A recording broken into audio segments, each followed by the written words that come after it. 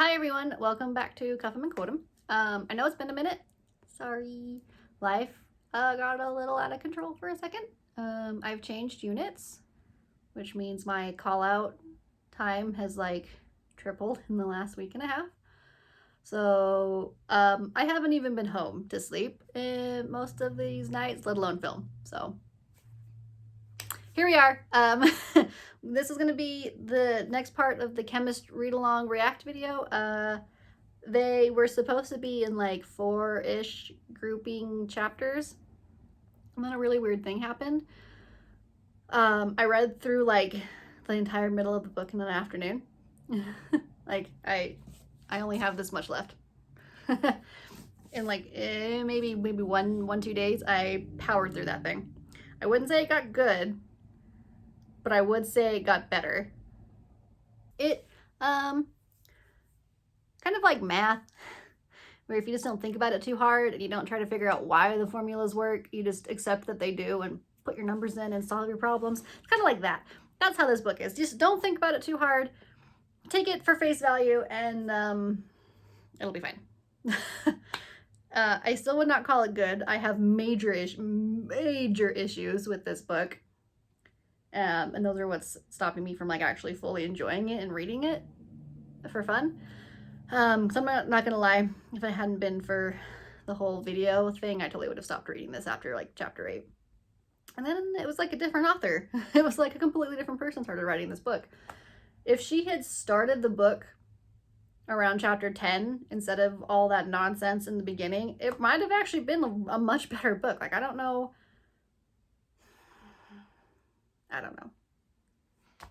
It's such a conflicting book. I don't like it, but I can't stop reading it. So one of my big issues is there's just such unbelievable everything, like the dog training. Spoiler. So they end up at this ranch, the hideaway dog training thing. Yeah. And his brother, whatever, trains dogs, right? He trains them for like a security purpose kind of thing, which is fine. Buying it so far. People train dogs to do security work and to be like guard dogs all the time. That's a very lucrative position. The second, though, that he starts to interact with these dogs, it falls off the rails.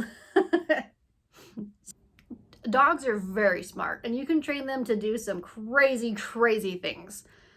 Like, they're amazing creatures. You can't, however, train a dog to have a bark version of your command. Like, you can't have you can't say control for holding someone. You can't have a dog give a bark that means control to other dogs. That's a lot. Dogs are pack animals. They have an extremely intense hierarchy that it's extremely specific and articulate, but you can't train a dog to bark a barking version of your human command. That's just, no, that's not gonna happen. Like, at one point in the book, this is where I literally had to put the book out and just laugh for a minute, because you can't, she's doing something, whatever, and the dogs are being super rowdy, and the one like boss dog like woof woof, and like the other dogs sit. You can't have a dog woof woof at other dogs that will then make them sit. Like, the dog does not command another dog to sit. I mean, if you could get them to do that, that'd be dope. But that's not gonna happen. Like, there's another section when they have their crazy escape route command, whatever, and the dog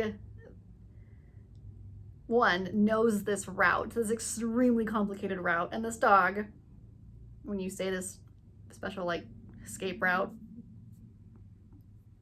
whatever command, this dog like knows one that you're being shot at by weapons and to make you duck. So the dog was like grabbing his wrist and like pulling him down so he ducks, and is like leading him through the house, and then leads him to a closet where there's a freaking ghillie suit that's got Kevlar lined crap, and then leads you through the house some more, and then leads you out the back door, and then leads you through the field, and then leads you to the fence. And oh, the dog also isn't going to know, like if you're being shot at by some unknown suspects yards away, the dog's just going to know that there's a thing that way. And depending on the training the dog has, it's probably going to assume bad guy. The dog is not going to know that that bad guy is shooting bullets at you, and that if you stand in between bad guy, you will take the bullets for good guy. The dog is not going to be able to make that leap. That is a very human cause and effect logical pathway of thinking the dogs do not have. Dogs have prey, not prey, treat. That is how you train dogs. You train and hone on their prey instincts and their hunt and find instincts, and you reward them with treats. You can't train them into logical cause and effect thinking. Whatever. Anyway, the whole dog training thing, like, I wish it was so bad and so over the top fake. I literally texted a couple of my canine buddies and went, hey, I'm going to give you a scenario. Tell me if you could get a dog to do this. And they all were like, what? No. They're like, sure, if the dog was a human in a dog suit, they could totally do that. But a dog isn't going to be able to, the stuff that she's trained these dogs into doing. Whatever. Anyway, that was one of my big issues. And I know it's a funny one because like it has nothing really to do with the plot, but come on. She could have just tried harder. The dogs were ridiculously unrealistic. One of my other big issues I have with this, and this is pretty integral to the book, is the characterization does not flow. The character that she is now it's like a completely different character from what she was in the beginning. Like in the beginning, it was implied that she was like afraid to kill people, but she would do it to survive, and she just felt she felt way more underdeveloped in the beginning, and like she didn't really know what she was doing, and that she was kind of just had gotten lucky because she was good at research kind of thing. And then you get to this second part of the book, and it's like she's a goddamn assassin. Like, one, she's not a chemical researcher, she's a freaking torturer. That one is super cool, and I have not read a book where the main character is a torturer. Like, that's badass. Good for you, Stephanie Meyer. That one caught me unawares. You should have freaking led with that, though, and not led with this, like she was so, it was like, so you know Hitchcock? This is going to be a random, it'll make sense later. Hitchcock, for you film junkies out there, one of the reasons Alfred Hitchcock's movies were so good, and this is something that Steven Spielberg used in his films, is the fear of what you don't see. Like with Jaws, this is the prime example. It's why Jaws was so terrifying because you don't see the shark until like the very end. Humans will always assume worse than what it really is, with the exception of Jaws. But that Alfred Hitchcock capitalized on that with his horror movies, and like the suspense stuff it's the fear of the unknown, and it's like she was trying to do that, but it was too much unknown. She was so vague, so purposefully vague in the beginning of the book, I could not connect with the character. I didn't know who she was, I didn't know what she was doing, I didn't know why she was doing it, I didn't know why she was running. It was too vague. Like, lead with the fact that she was a torturer for the government and she worked with her chemicals to chemically torture people into giving up information. That's badass. That's really cool. Lead with that. I had no reason to give a shit about the character until she was like, oh yeah, they call me the chemist because I torture people with my chemical creations. Like, okay, let's go. So the two, what she was in the beginning and what she is now, does not mesh at all. Like, I now buy into why she knew what she was doing, because she's got the life experience that justifies her actions in the beginning. In the beginning, there was nothing. You had no reason to believe that she knew what she was doing. And I feel like an editor could have fixed that for her, but whatever. I struggle with how secretive she was trying to be in the beginning, because it definitely took away from the reading. If I am actively confused with what's going on and why it's happening, I as a reader am not going to get into it. I'm just not. I get where she was. I think I get what she was trying to go with it. Like, we were trying to be as confused as her enemies, but I feel like that was just extremely detrimental to the story. She could have done it in a way where she was still super secretive and vague about the aspects of the book, but given us enough to root us into the world. I felt like I was floating through the entire first half of the book. There was nothing to root me into the character, into the setting, into the plot, anything. There's nothing that gave me cause to give a shit. Now I kind of give a shit because she's a badass torturer. That's kind of cool. Like, that's super unique, super different, way cool. But then she ruins it. And she had to give him a freaking love interest with the dude she's tortured. Like, the second it starts to become obvious that he's gonna, like, fall for her, I had to put the book down with very large slam. And I went trolling the Amazon reviews, because I was like, I can't be the only one that has an issue with this. And there is a small minority on Amazon in the reviews that think the entire relationship is a little not okay. Stockholm Syndrome much? Like, and it's funny because it's called lampshading, or hanging a lampshade. It's a term for when there is something super obvious in your plot and you draw attention to that to negate the fact that it's super obvious, right? They do this a lot in TV shows, where if there's a super obvious plot hole or something that's kind of that your viewer is going to be like, but then if you have your character draw attention to the thing that's super obvious and is pointing it out and then make light of it, it negates, like, it's like, oh, well, you did that on purpose. So she tortures him, not a lot. I mean, she tortures him. She injects him with, like, weird acid stuff that contracts his muscles and causes excruciating pain. She does that to him several times and is a bit of a bitch about it while she does it. And then he falls in love with her? What? No, that dude's gonna have some serious PTSD issues. And it's just so unbelievable. Like, he's like, well, it's fine. You explained that you were doing it because you thought people were going to die, and it was really heroic at the end of the day. I don't care that you caused me horrible pain and you kidnapped me and drugged me, and that's not it. If you reverse the genders on this, and if she had been the one tortured and he was a torturer, oh my lord, could you imagine the flaming that would happen? She wouldn't have survived it. It's inappropriate, and it's a little freaking weird, and she has the main character comment on his attraction to her as calling it inappropriate, and, like, saying, like, oh, well, you have PTSD, and, like, I was the first person that showed you kindness after showing you brutality, and you bonded to that. It's inappropriate, right? Ever, like, she has that conversation with him in the book, and then, like, it goes out the window. And then it's like, yeah, I had the conversation, I hung the lampshade on it, I drew, and then it's fine now. It's not.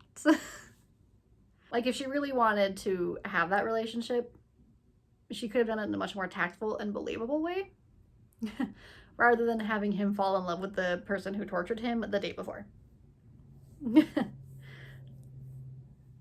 It's just not right. And then whatever.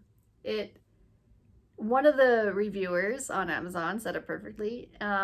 She is glorifying violence in an unhealthy way. And I think she kind of is. I would agree with that statement. I think she's completely glorifying violence. She's trying to make this be a big badass character who she's like a torturer. That's what she used to do. But then the person that she tortured, and is like the only time you see her be that person on the character, the only time you see the chemist be the chemist, he then falls in love with her, and it, like, completely negates all of the human rights boo-boos that just happened. Like, torture and like she even talks about it in the book. She clearly did her research about the psychological effects of torture.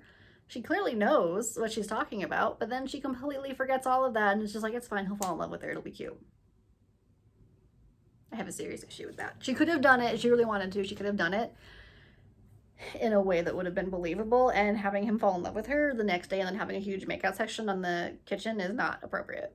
And that is my opinion, and I'm sticking to it. There are a couple of reasons, though, that I just can't put this stupid book down. And the dialogue is, like, legitimately funny.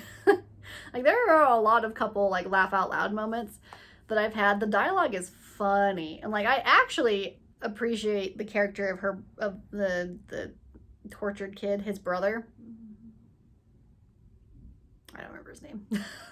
Him. I actually like him a lot more than the other kid. The other kid's an idiot. The dialogue, like the witty banter between these two is hilarious and it's on point, and it's funny.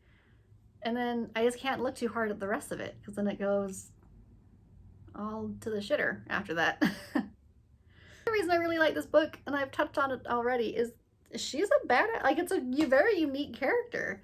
A female torturer who works for the government. Like, that's cool. Find me another book that does that. I just wish that she had done it better.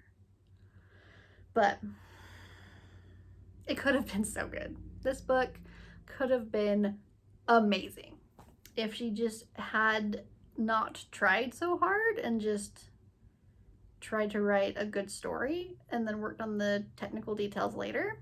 It's like she got too wrapped up in trying to be specific. I don't know.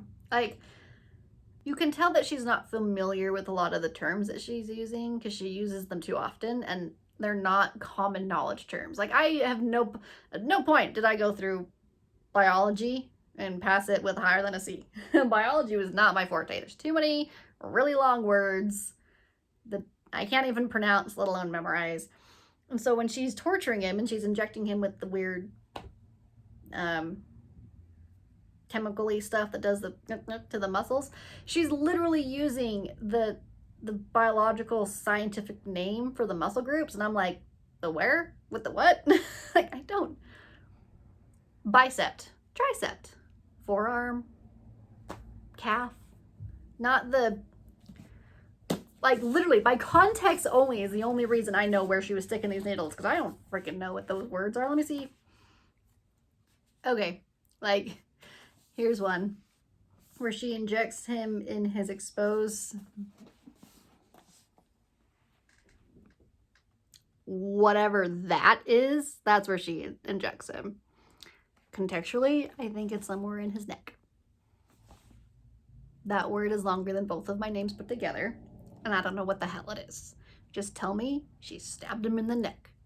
I don't need the scientific names of these muscle groups. I don't know what those are. Your general reader isn't going to know what those are.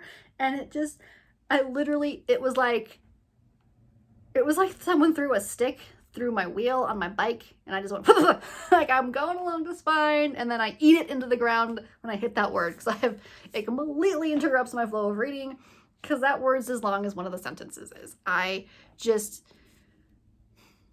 stop trying to sound smarter than you are and just say it. I stabbed him in the neck. Not whatever the sternocleidomastoid is. Jaw? Mastoid? Jaw? Did you stab him in the jaw? I don't even know. And I refuse to Google it because it's too fucking long. So, that is my weird wrap-up summary of the middle of the book. This is going to be a 3-parter because apparently I can't pace myself at all. We'll do a third video once I finish the last little bit. I don't know. It's just such a confusing book. It's so bad. Like, the technical aspects of it are so bad. She clearly did some research, but not research in other sections. It's like she thought she could get away with it. And I'm still not over the weird Stockholm Syndrome romance thing that's happening. It's messed up. But I blazed through it, so it couldn't have been that bad. Like I said, the dialogue's funny. It's way witty. And the main character, like, now that I know what the hell she is is badass. The execution around everything else is terrible.